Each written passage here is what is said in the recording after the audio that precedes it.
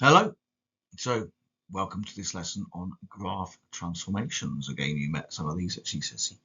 So we're going to start with applying transformations to points only, and then we will then apply the transformations to whole graphs. So a recap from GCSE. The current GCSE syllabus expects you to know the first four of these, but you may well have been exposed to the other two. So f of x plus k moves every point k units up the y-axis.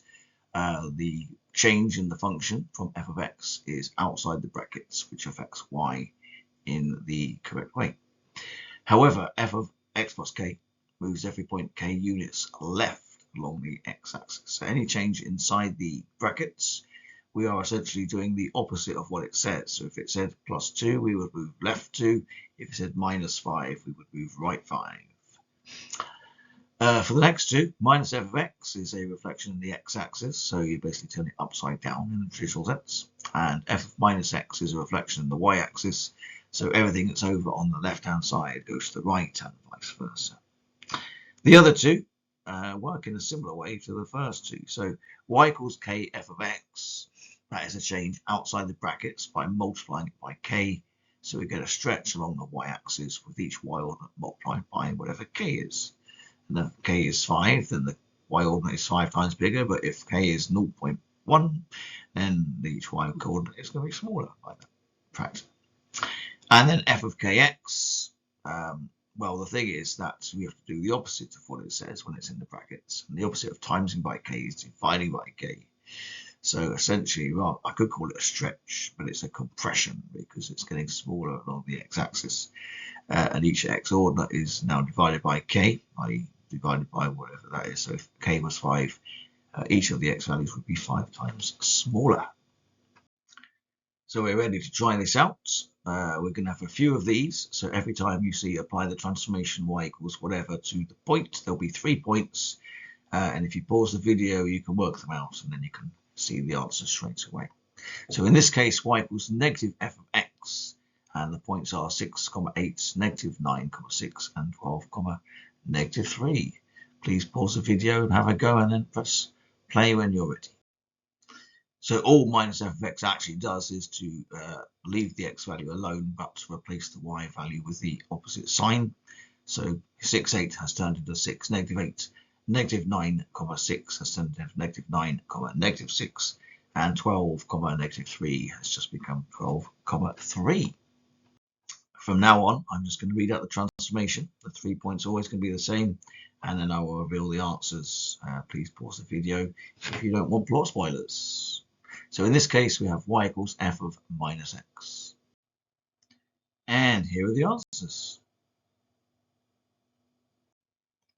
F of x plus 3. So we're just adding 3 to the y value every time. So 8 turns into 11, 6 turns into 9, minus 3 turns into 0. F of x plus 3.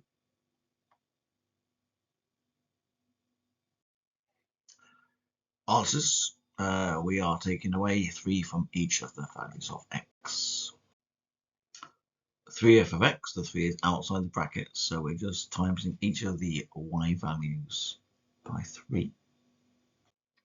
And here are the answers, multiplying the y values by 3, but not changing the x values. I wrote with these 3, I just wanted to try and keep away as possible from multiples of 3. Didn't succeed.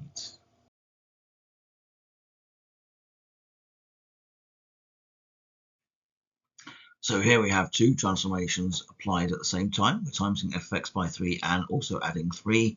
The x values aren't going to change because there's no change inside the brackets. But for the other values, we're going to multiply by 3 and add 3. And here are some answers. Again, we have more than one transformation going on, but in this case, we are adding 3 to x in the bracket, so all the x values should be 3 lower. We are adding 3 to everything, so the y value should be higher. So for the first question, for example, 6, 8, so we should take away 3 from x, so that will be 3 instead of 6.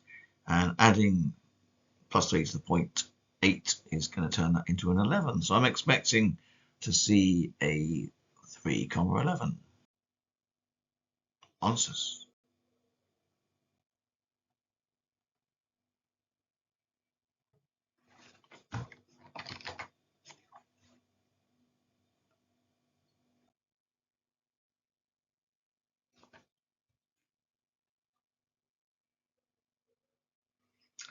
So here we have 3 changes. We have the whole function multiplied by 3. We have plus 3 inside the bracket and outside the brackets.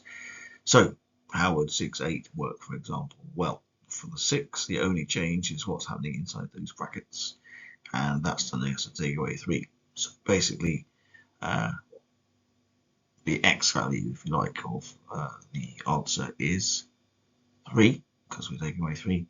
But the y value, we've got to take 8. 8, we've got to times that by 3, which is 24, and then we've got to add another 3, which is 27. So that's how it works. We should be taking away 3 from each x value, and then for the y values, timesing by 3 and adding 3. I woke up nice and early this morning to give you some answers. So there you are. You can see nothing takes Schroeder's fancy there. So now we're just going to play a little game in which I will give you A, which is the original point, and A prime, which is where it's gone to, its new position. And all you have to do is try and state a possible graph transformation to map A onto A prime. So A is 2, 4, A prime is 2, 20. Okay, pause the video and think about it, and I'll be right back when you press play. So let me first start off by saying there are infinite possible answers, but here are some suggestions. So the first 2 are fairly obvious. Okay, we're not changing x at all, so f of x is what we're going to keep. But in the first one, we're timesing the 4 by 5, and the next one, we're adding 16 onto the 4. For the next one, we're doing 2 times 4 plus 12, so again, we get 20. And for the last one, we're changing the sign of y, because it reflects in the x-axis, so that's minus 4, and minus 4 plus 24 is 20. So not the only possibilities, but a good start. Just to let you know, there are 4 of these, A, B, C, D. So here is B. We're taking 8, -3, and moving it or transforming it to 6, -3. What could this graph transformation have been?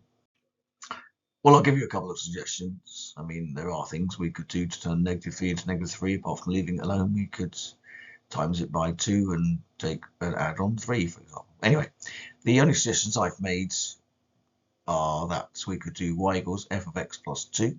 That would take away 2 from 8 and give us 6. And similarly, y equals f of 4/3 x. So don't forget, whatever is happening inside the brackets, we do the opposite of it. So we actually want to divide by 4/3, which is the same as finding 3/4, and 3/4 of 8 is 6. For C, both x and y have changed. We've got 5, 7 going to 10, -7.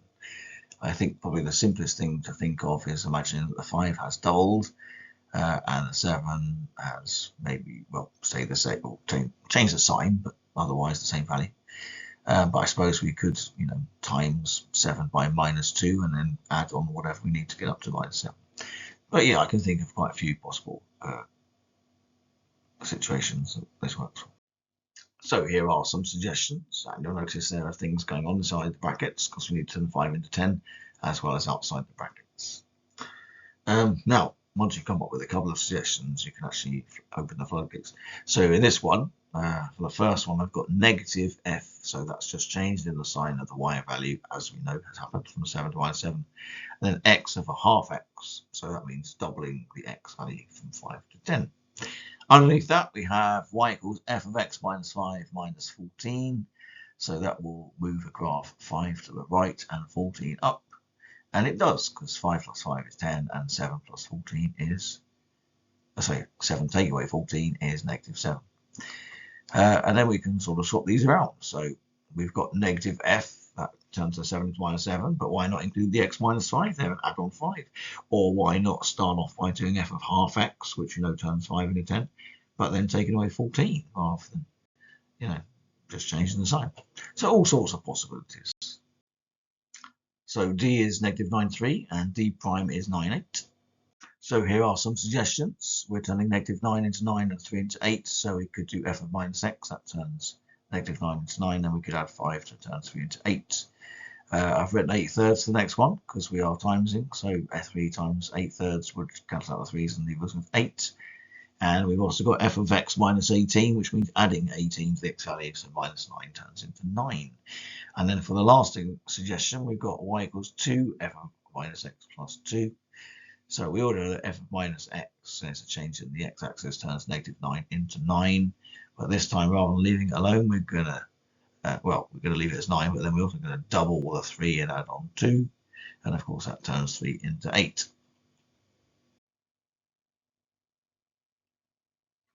So here are 16 more examples to have a go at based on the comma. So the coordinate 12, 12, where do each of these turn up? These are the answers for the first 8. And then here are the other 8 answers. 2 of them are special cases. So the first one, they're supposed to say y equals, but the first one says 2y equals f of x. But if you simply divide by 2, then y equals half f of x. So 12 turns into 6. And for the other one, y plus 8 equals f of x. If we take away 8, we get y equals f of x minus 8. So we're taking away 8 from y and turning 12 into 4. So let us now look at transforming whole graphs, and all we're really doing is transforming the infinite number of points on the graph in the same way that we did for individual points. So of course a graph is just a collection of individual points, and if we can move one, we can move them all in the same way. So we're going to have a look at some graph transformations, but just to tell you where we're starting, we have y equals, or f of x equals, a half of x minus 3, x minus 6. So in terms of where it crosses the x-axis, that's still going to be 3 and 6. And the half is basically because without that, the graph would be very tall. And it would be very difficult to maybe answer some questions or draw some graphs. So for this first transformation, y equals f of 3x, that divides all the x values by 3. So rather than crossing the x-axis at 3 and 6, it's going to cross at 1 and 2. The place where it crosses the y-axis won't change, okay, because that's when x is 0, which is basically dividing 0 by 3. So let's just check that. X minus 3, x minus 6, if x is 0, we get 3 times 6, because the minuses cancel out, which is 18, half 18 is 9. So both the graphs are crossing at 9 on the y-axis, so nothing has changed there.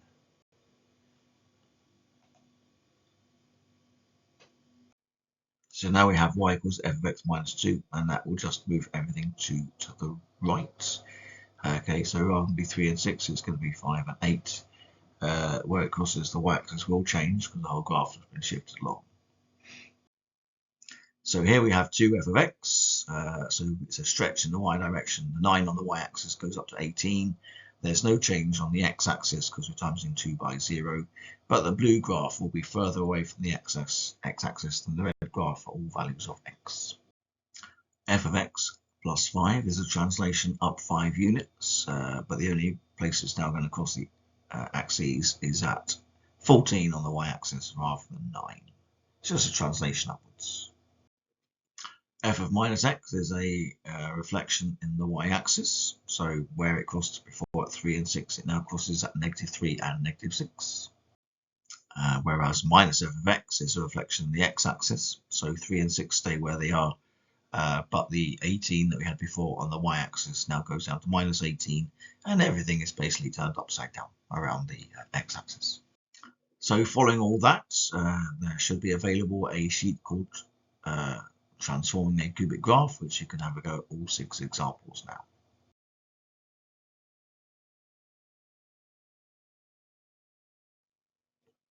And then finally, if we want to apply graph transformations to equations of graphs, so for example, let's imagine we were asked to sketch y equals x minus 3 squared plus 6. What we could do is start off with the graph of x squared, and then appreciate that the x has basically been replaced with x minus 3, which is a translation to the right, as well as adding 6 to the whole thing, which is a translation up 6. Similarly, if we were asked to sketch 17 minus x plus 4 squared, and we already had x squared, then we could apply the x plus 4, and we could move it left 4. Okay, the minus in front of it is also telling us to turn it upside down, because it's minus f of x plus 4, and then we're adding 17 on as well. That's it from me. Thank you very much.